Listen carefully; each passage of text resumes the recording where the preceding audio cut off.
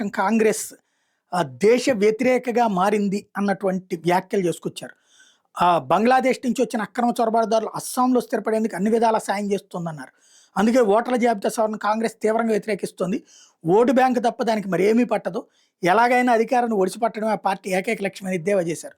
త్వరలో అసెంబ్లీ ఎన్నికలు ఉన్న అస్సాంలోని దిబ్రూగఢ్ జిల్లాలోని నామ్రూప్లో 10,601 కోట్లతో నిర్మించిన భారీ ఎరువుల కర్మాగారాన్ని ఆదివారం ప్రధాని ప్రారంభించారు. ఆ తర్వాత జరిగిన బహిరంగ సభలో మాట్లాడుతూ కాంగ్రెస్ని దుర్మాడారు. ఆ రాష్ట్రం మీద దానిది ఎప్పుడూ సవతి ప్రేమే. అస్సామీల అస్తిత్వం, సంస్కృతి, ప్రతిష్ట కాంగ్రెస్కి ఏనాడు పట్టలేదు. వాటి పరిరక్షణకు పాటుపడుతోంది బీజేపీ మాత్రమే. కాంగ్రెస్ అనే విషం బారి నుంచి అస్సాంను కాపాడాల్సిన అవసరం ఉంది.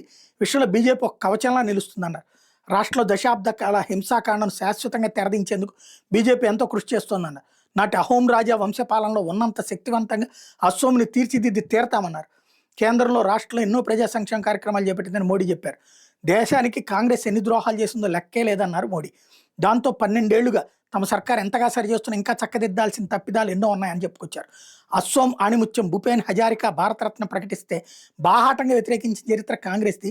ఆడిపాడే వాళ్ళకి మోడీ భారతరత్న ఇస్తున్నాడంటే ఎద్దేవా చేసి అస్సామీల మనసులకి తీరని గాయం చేసింది అని మండిపడ్డారు. రాష్ట్రంలో సెమీకండక్టర్ విభాగం ఏర్పాటు చేసిన వ్యతిరేకించిన కాంగ్రెస్ని ఏమనాలో కూడా అర్థం కావడం లేదన్నారు. పారిశ్రామికీకరణ, కనెక్టివిటీ అస్సాం కళలు క్రమంగా సాకారం చేస్తున్నాయంటూ హర్షం వెలిబుచ్చారు. సభకు మహిళలు భారీగా తరలిరావడం హర్షణీయమని మోడీ అన్నారు. ఇటీవల రష్యా అధ్యక్షుడు వ్లాదిమిర్ పుతిన్తో తాను భేటీ అయినప్పుడు ఆయనకు అస్సాం బ్లాక్ టీ పొడి కానుకగా ఇచ్చానని గుర్తు చేశారు.